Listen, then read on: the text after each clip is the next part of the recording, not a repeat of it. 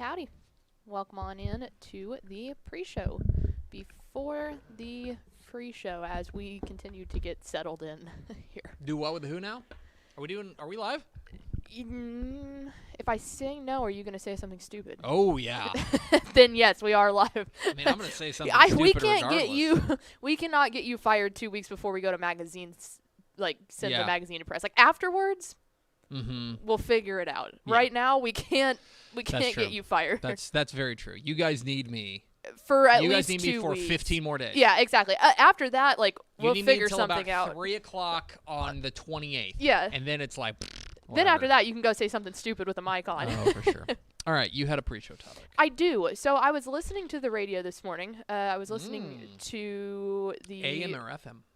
FM, Okay. the Brian and Tara show on 99.5 The Wolf, and they were talking about this study that said that 67% of single people said that they would, or people who are in the dating world, 67% of people would dump their significant other if their pet did not like that person.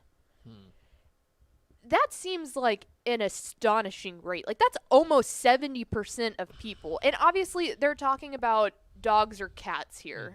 They're not talking about fish, or gerbils, I You would don't know think. that. I don't know that. But 67% of single people say that they would dump their significant other if their dog or cat did not like the person that they were dating. That's interesting. Let me tell you a story. Oh, God. I have personal experience with this. Oh, okay.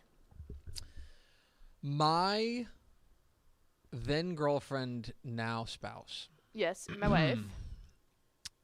her family had a dog, R.I.P. Dudley. Aw. Shout out to Dudley. He Shout out was a Jack Russell Terrier. Aw. I never knew him when he was young. He lived to be 18 Okay. or 17. So he was around.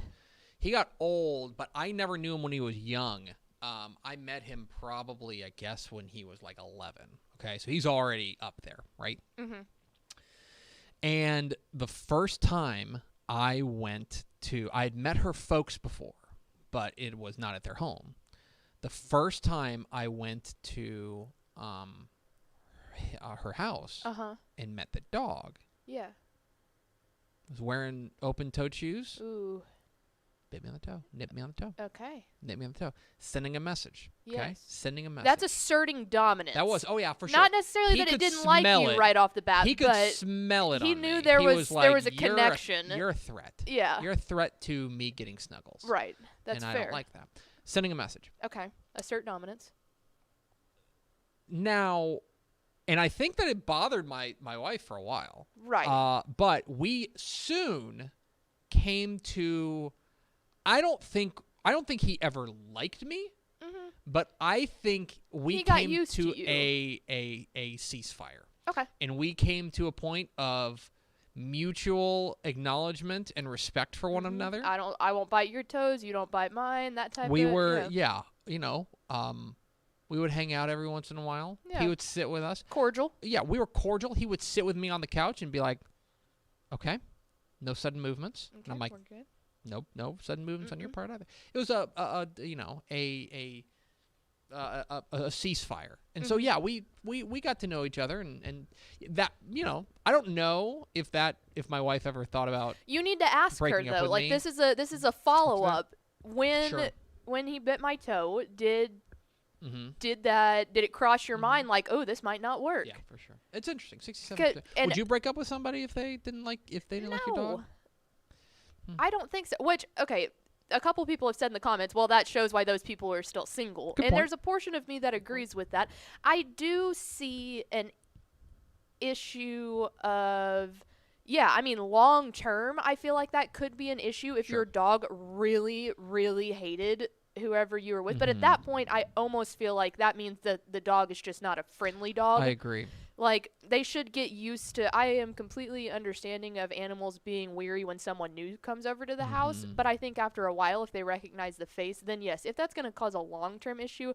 But I also don't have a pet, so maybe that puts me in the thing of But I know a lot of crazy animal people. Like let me ask you just that's like their thing. Let me just ask you like a quick follow-up. What if you had a pet bear?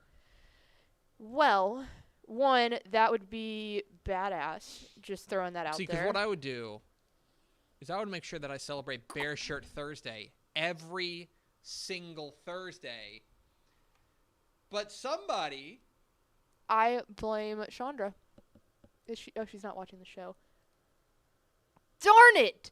I had a Whataburger presentation today, so I had to wear my Dave Campbell's branded stuff. Shoot! Seems like a likely excuse. Oh, I man. just want you guys to know who here is committed to Bear Shirt Thursday.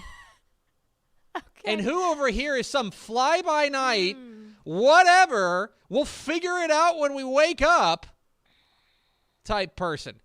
I'm here on this wall celebrating Bear Shirt Thursday. Oh, I deserve this. And she's over there wearing willy-nilly. I deserve the flack for this. I'm in a polo like a nerd. You are in a nerd. polo like a nerd. Like, you're allowed to, yeah, you can address me as nerd for the rest of the day because this is the only time I'll ever say this.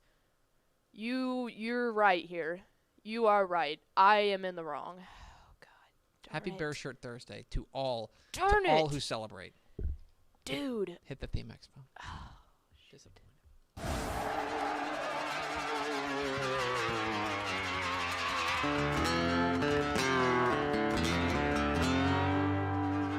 Let's go! Free money! Free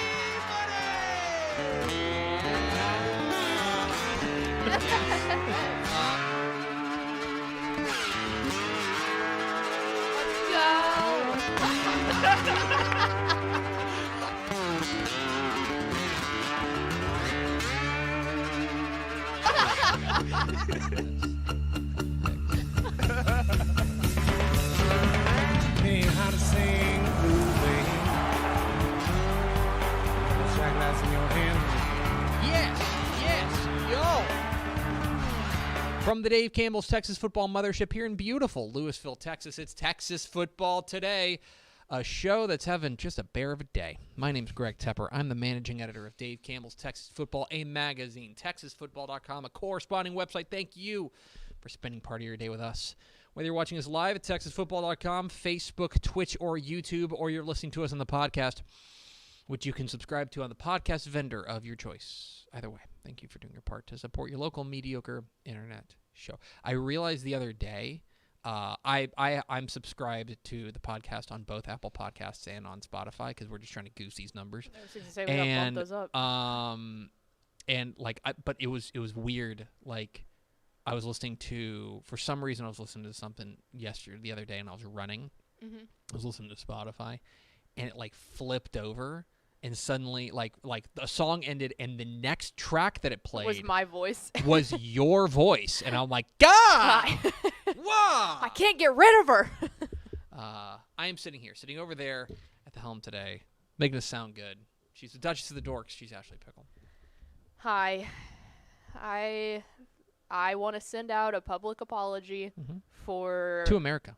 To America, the great country of America, for forgetting the significance of today. In lieu of life and magazine season, I had one job today, and I dropped it. I dropped the ball. So my apologies to not only you, but to America as a whole, as we head over to someone who is better than me on this one specific day and remembered Bear Shirt Thursday. It's Bear Shirt Thursday. Today is Bear Shirt Thursday, May 13th, 2021. 196 days till Thanksgiving. Episode 1165, 1165. This is the Esteban Yan episode. Nice. On today's show, my friends, big show, large show. We're going to preview the Natty, the national championship game going on Sunday in Frisco between Sam Houston and the South Dakota State Bearcats. We'll get you ready what to expect when you tune in your television on Sunday afternoon to watch Bearcats and Jackrabbits.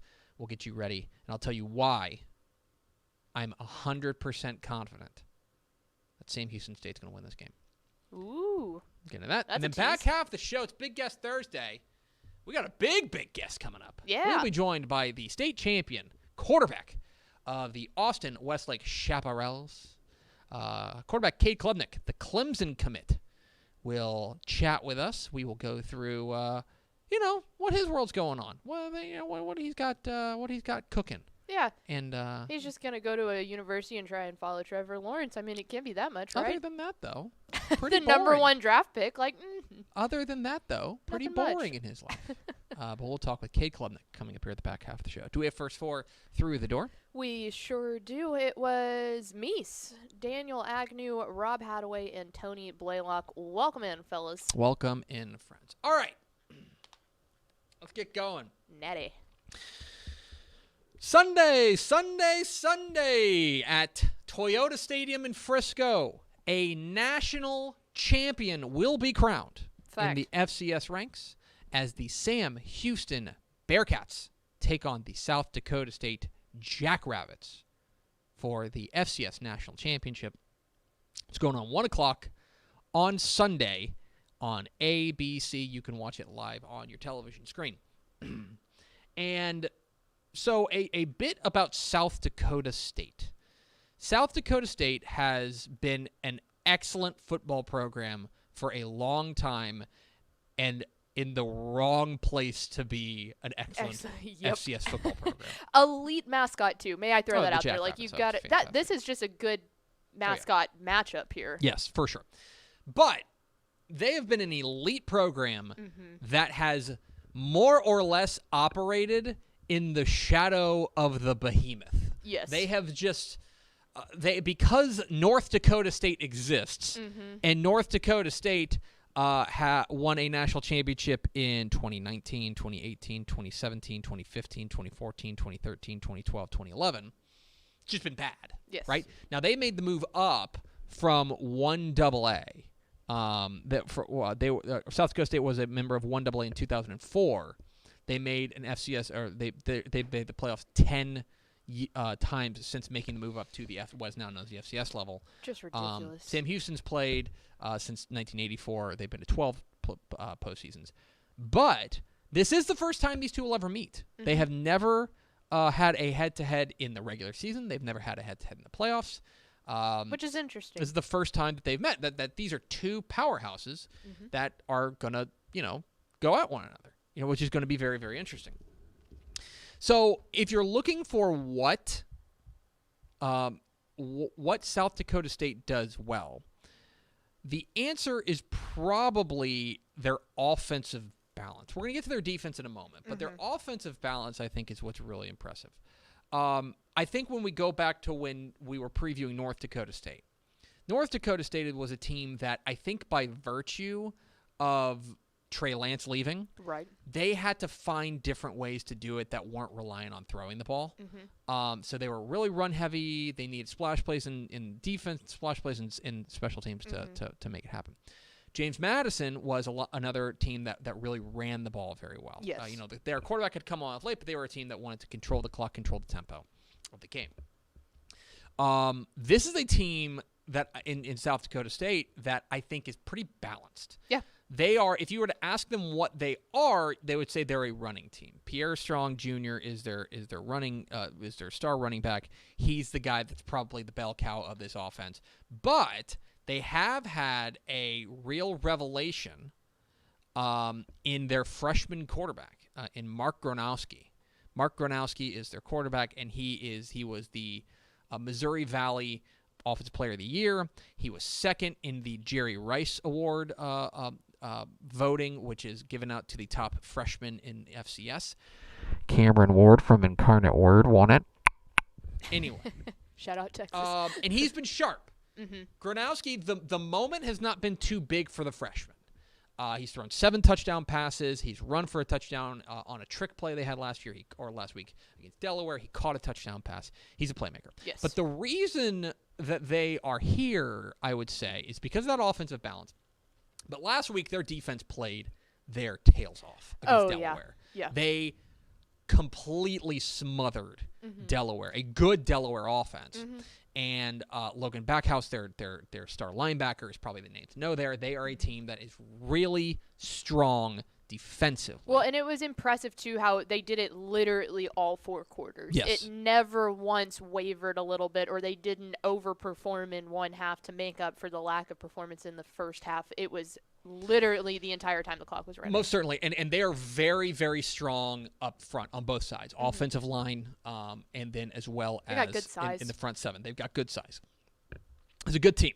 Okay? And by the way, this was a team that last week Delaware had a really, really good defense, and they found a way through them because they were just able to have that offensive diversity and kind of get them off balance, and then get Delaware chasing, which is not what they wanted to do. Delaware is they were a team that wanted to control the clock. Once they fell behind, it was a kind of snowball effect. Right. So I teased this earlier. Here is why Sam Houston is going to win this game and why they're going to win a national championship. It's because for all we talk, and everybody loves to talk about the Missouri Valley.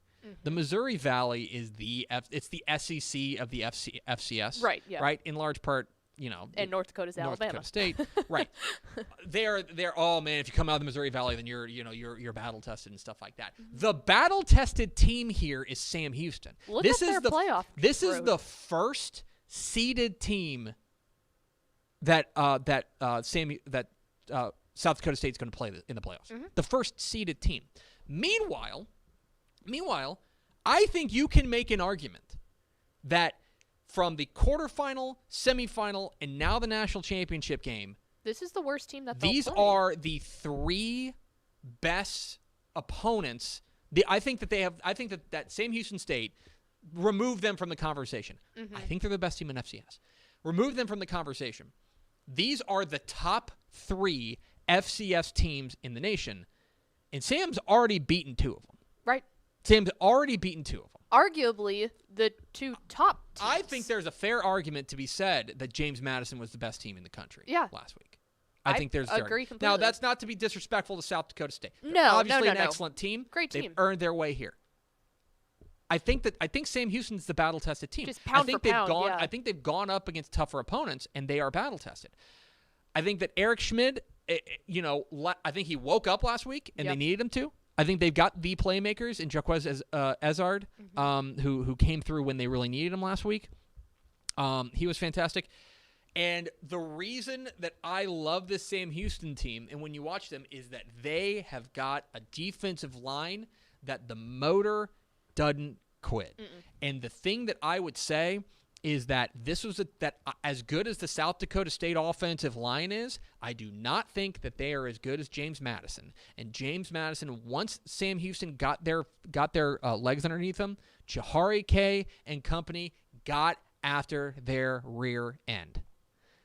That is, for me, the biggest difference here. I look at being battle tested, and I think Sam Houston is battle tested. I think that I am fairly certain that Sam Houston has played a team like South Dakota State, and I am not certain that South Dakota State has played a team like Sam Houston. No. Go ahead. Go ahead. Oh, I was going to say, but I think the big thing for Sam Houston is, one, they can't look at the other 2 games that they've played and said, well, these teams are a little bit better, so this should be, they can't sleep on them first off, and then 2, they have got to find that balance between not having any special teams to almost completely relying on their special teams. So you've got to come in the middle there and just have a solid game. And I think that it should be Here's one key for Sam Houston is they've been very reliant, especially in the playoffs, on home runs. Very reliant on hitting big plays. I think they need to make it easier for themselves. Yes. They need to be a little less reliant on hitting home runs and go out there and not wait for the 3-run home run. Instead, to continue the baseball analogy, just hit a bunch of singles. Just singles. Okay? Get into second and 3. Open up that playbook and things like that. There's one other aspect of this, okay? I think there's one other aspect of this. I think people have talked a lot about how North Dakota State, when they come down here to Frisco, they just dominate. I mean, they won it. We rattled off all their national championships, right? All of those coming in Frisco. This game is not happening in January.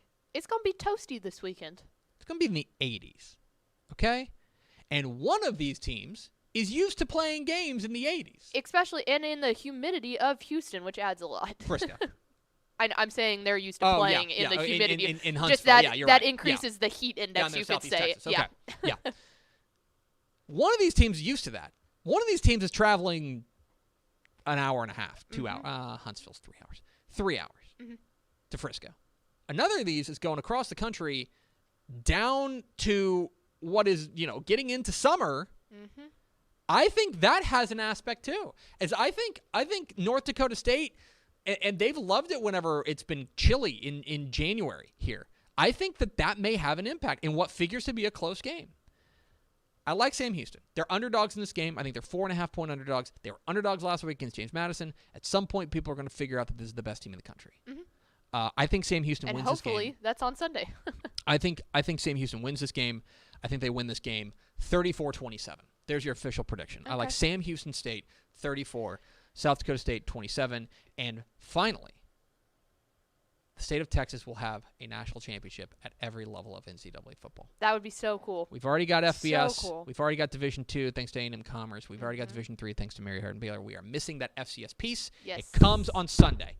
And there it is. 34-27, Sam Houston State beats South Dakota State. Is the line, we looked at the spread, it was 4.5. 4.5 yesterday? It was 4.5, which is, okay. Yeah. Okay. 4.5 in favor of South Dakota. Yeah, South Dakota State. They are the team. I think that walking that tougher schedule is going to have them ready for this moment. And I think that this is the year that we have probably overrated the Missouri Valley a little bit. Yep, and keep that championship trophy in the state of Texas. That's 100%. what we want. There you go. There's a look that's going on Sunday, 1 o'clock on ABC. Go Bearcats.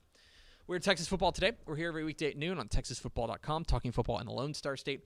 You can follow us on Twitter at DCTF, like us on Facebook, Facebook.com/Dave Campbell's. Follow us on Instagram, Instagram.com/Dave Campbell's, and of course, see us at TexasFootball.com. TexasFootball.com is where you can find complete coverage of high school football, college football, and recruiting all across the Lone Star State. I want to invite you to become a Dave Campbell's Texas Football Insider at TexasFootball.com/subscribe. That is our subscription package. 2 magazines, a year's worth of exclusive online content at TexasFootball.com. If you go to TexasFootball.com/subscribe, you get premium podcasts like Tep and Step. I believe we're recording a new episode on Monday, so if you're into fancy. that kind of thing, you can get that, as well as great stuff year-round at TexasFootball.com. If you become a Dave Campbell's Texas Football Insider, makes a great gift as well. Memorial Day is coming up. Yes. I guess if you give gifts for Memorial Day, I don't think people do that, but if you are so inclined, then It would be a nice addition to your barbecue there you go. lake weekend That's exactly that people right. have. That's exactly right. You won't have the magazine by then. I want to be very clear. No, but you can get people excited for it. That's exactly right. It's a party pleaser, people pleaser. Yeah, you got it. We're all good. We're all good. Pickle, let's go to the hotline. And let's bring in our guest here on Big Guest Thursday. We go to Austin to talk with the quarterback of the state champion, Austin Westlake Chaparrals, and the Clemson commit. We were joined by Cade Klubnik. Cade, how are you? I'm doing good. How about y'all? Doing excellent. Appreciate your time. Appreciate you hopping on with us. Of course. I've got a lot of questions for you, but I guess my first and foremost is I don't know, what are you doing this time of year? So right now we're right in the middle of our spring football. So we're practicing 4 days a week and full pads, and we're scrimmage 1 day a week, and then we have our spring game next week. So just kind of going through the basics and building up the young guys, teaching them our core and what we're about. And but yeah, yes sir. You're a guy who you were part of that 2019 state championship team. Then you were the quarterback last year, guiding Westlake to the state championship. Again, you're a Clemson commit. It seems like you got a lot of things going for you right now. What are you working on in this off season to improve for your senior year and then eventually off to the next level? Yeah. I mean, there's tons of things that I can always be working on as with anybody can. But I would say two of the biggest things I'm working on is just efficiency in my mechanics and in my throwing form right now. It's just, speed of the ball when it comes off my hand. And that's definitely a huge one. And then another one is just learning defenses better than anything. And just knowing the game. And, I have a fantastic head coach who's our quarterback coach, Todd Dodge. And He's taught me the game probably more than anybody. But really just in this offseason, I'm just looking back. We had a great season last year with a great team, undefeated season. But we still made a lot of mistakes last year, and going back and looking at all those and seeing what we can do better, and just not being satisfied with last year, and just critiquing all the little things. So yeah. Talking with Cade Klubnik, the Westlake quarterback here on Texas Football Today. Get involved in the conversation, hashtag TF Today. You mentioned last year, of course, it was a remarkable run to a state championship, and I think a lot of people focus on that last game where you beat South Lake Carroll for the title. But I want to go back the week before and talk about that semifinal game with North Shore. I think there's a lot of people around the state and around the country who think those might have been the two best teams in the state, if not the nation. You're going up against this outstanding North Shore defense, the two-time defending state champs, and you guys go out there and put on a show. What do you remember most about that game, that state semifinal game against North Shore? What stands out to you? Oh man, there's a lot of things that I remember from that game. It's hard to put into just one sentence because there was just so many emotions and so much into that game. Let me just ask you this. Whole week leading up to it, everybody was thinking we were the underdog. Yeah, I think myself included. I think that there was a lot of people who look at this and say they're the two-time defending champs. They're the team that has looked so dominant. Of course, you guys were defending champs as well. Was there a chip on your shoulder mentality going to that game? We not for one doubt. Just we knew who we were, and we didn't care what other people said, and we didn't care who we were playing. Not saying that in a cocky way. We're just very confident in what we've done all year. And a lot of people were like, okay, this Westlake's doing really good this year, but wait till they actually play somebody. And we're like, all right, I think we've played a lot of good teams. Our preseason schedule, we played Waco Midway, and they're normally a fourth or fifth rounder team. And we played really good against them, and then we finally got a shot. When played North Shore, and we just played like us. We didn't change who we were. We just stood grounded and just played like us. We played for each other, and it was definitely one of the, I think, if not the craziest game I've ever played in. When it just comes to not even played in, but just been in. And been to. If I was a fan at that game, it would still be the craziest game I've ever been to.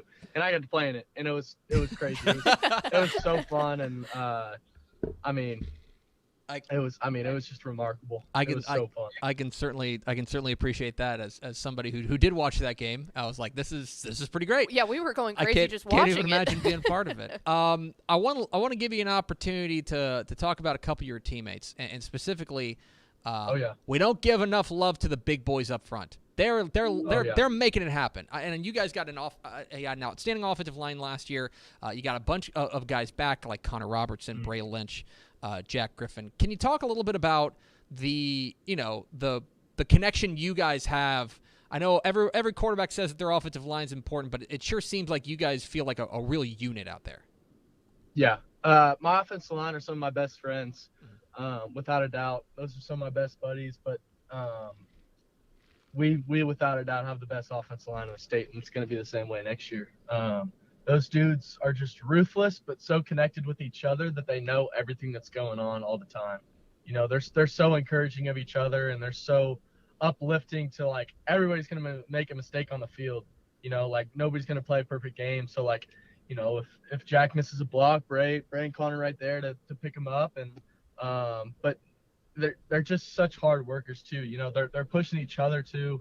When it comes to one-on-ones and stuff, they're just not one to lose the other guy. So they're so competitive within each other. But we're also, we're returning really 3.5 starters on offensive line, and to have both your tackles and your center, that never happens. Just those are your guys right there. Your center, that's your quarterback of the offensive line, and then to have both your tackles, that's huge. And especially guys like Connor and Bray, who are just such beasts, and then, we're going to have Michael McKelvey start next year at left guard. He's gotten a ton of reps since sophomore year. So he, to us on our football team, he's a veteran. and he's a guy that's just had so much experience that it's not something we need to teach the offense to, and to just like rebuild. He's a guy that's teaching the young ones, so that's going to be huge. And then we have Colin Attenstad, who's going to be playing, or actually it's not official yet, but we're going to figure out a right guard, but it's going to be good. So we're going to have a great O-line again. Most certainly. Another guy that I think kind of jumps off the page to people when they think about the Westlake offense is Jaden Greathouse. This is a guy who the first freshman in Westlake history to ever start. And play on varsity. You're the guy who sees him every day in practice. What is it about Jaden Greathouse, and that makes him special? What's it like to look over to your left or your right and see a guy like that playing with you? Yeah, so me and Jaden go way back. I've been playing on pretty much. He's in the grade below me, but I've been pretty much playing on every team since I was in like 5th grade with him. So he's been, one of my best buddies for almost my whole life. But here's the thing about Jaden is, if you 9 out of 10 freshman All-Americans that start on varsity at Westlake High School and win the state championship game, they're going to get the hottest head in the whole world and just seem like the cool guy, right? Jaden works harder than anybody I know, without a doubt. He just is always working. He's just always working, every single day, and just working all the little things. And even in these few months between the state championship game versus South Lake Carroll and now, he's already so much better. And it's been that close. He was already so good, and now he's even so much better. It's crazy. The dude just keeps getting better, and I don't even know. He's gonna be a freak in college. It's nuts, So hopefully he comes to be a Tiger with me, but that'd be awesome. Well, I would love to have that. That's actually a good segue. There is you are a Clemson commit. You're committed to go play for the Tigers. And look, I don't think it's any secret. You had offers from all over the place. Offers to go play. Yeah. You had your pick of the litter. Why Clemson? Why was that the right choice for you? Yeah. So first off, I mean, I could just talk about this all day, We're an internet show. We don't have commercials. Coach Sweeney is he's the perfect head coach for me. And my family and what I stand for. He's the perfect head coach. He's somebody that I really feel like has been put in that position to coach me but not even just to coach, but just to be a part of my life. And I'm just super thankful for that.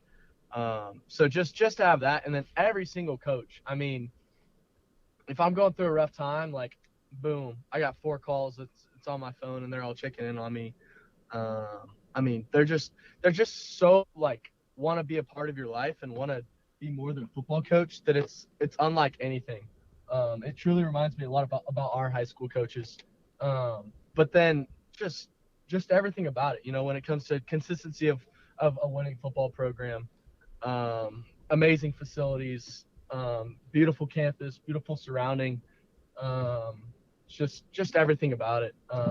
The people there. I mean, you step on campus, and I didn't even get to meet any coaches when the first time I went.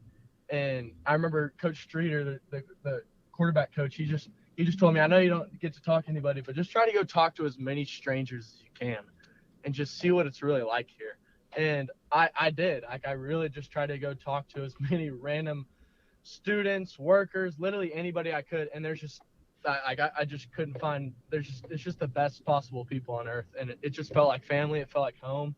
And I'm just so excited to be there. I'm so excited for June 11th when I get to get up there and just be there again. I'm just really excited. So Cade Klubnik of Westlake joined us here on Texas Football Today. One last question for you. See if we can start some controversy.